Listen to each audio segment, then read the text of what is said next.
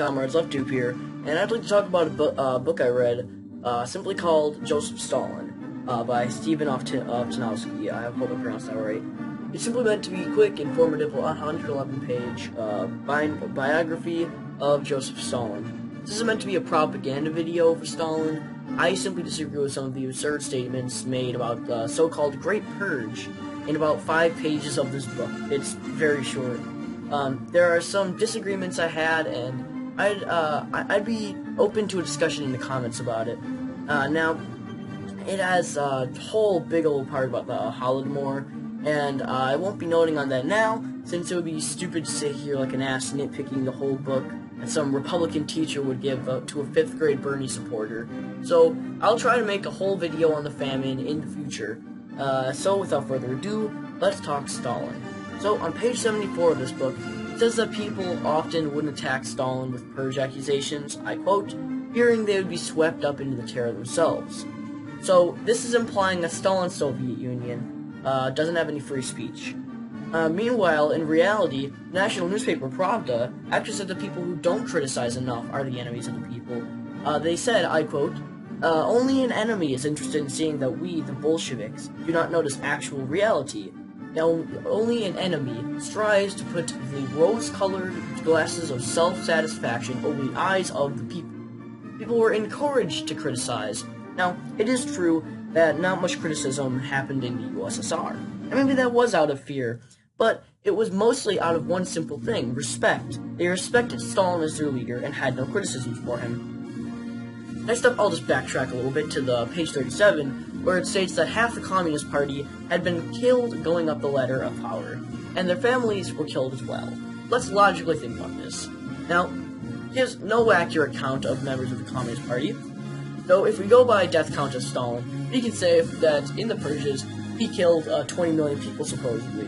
So you're telling me that in 1936 through 1938, there were 40 million people in the Communist Party? For comparison, there were 170 million people in the Soviet Union at that time. But you know what? Let's say that estimate is accurate. Okay, he killed 20 million people. Let's assume he killed 5 people a day. Is that fair? So if every day 5 people were killed. 20 million divided by 5 is 4 million days, or 10,956 years. Not good enough? He killed 100 a day. That's 54 years. 227 years. Do you see the problem here? This is such a big number that it just seems impossible for this to happen. So let's assume that these deaths were for political enemies. You would need more people than Stalin to be doing this. Now, I'd like to dip into a part about World War II. On page 79, they use a quote against Stalin. That's by Adolf Hitler. It says, in his own ways, he is a hell of a fellow. Stalin is half beast, half giant, and that's the Adolf Hitler quote. Now, I get what they're going for, this whole thing like, oh, if Hitler said it, he must be bad. But I could use the same thing against a Jew. Oh, if Hitler said you're bad, you must be bad. Using a quote from Hitler doesn't really support your argument. On the same page, they quote the Minsk newspaper on comparing Stalinism to fascism and the fact that they're both radical and want to build upon society.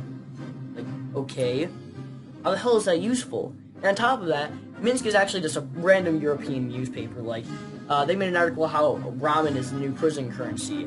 This isn't some Harvard historical philosopher telling me how Hitler is Stalin.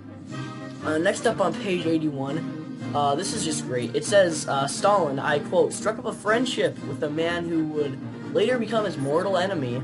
Now, the man they're referring to is Hitler. Stalin and Hitler were friends. And their evidence? They made a non-aggression pact because the UK and France refused to help the USSR, and they invaded Poland together. What the hell does that have to do with anything? Trump met with Comrade Kim. You gonna call them besties too? They act like Hitler and Stalin just traded those necklaces that look like half a heart until you can put them together and it shows some word like love or some whiny bullshit. Like, why do people have this idea that Hitler and Stalin were friends? I don't understand. I will never understand. But, okay, anyways, I digress. That was just my very brief video on the purges as it put in the book. It was a very short book. It was only 5 pages. I'm trying to criticize here, or 3, however many I criticized. I guess if you want to be informed on Stalin in this specific way, I guess read the book. It was fine. I don't have anything against the author or anything. But anyways, leave a like and subscribe if you liked the video, and if you didn't, I would love to hear why in the comments. Anyways, I will see you later, comrades.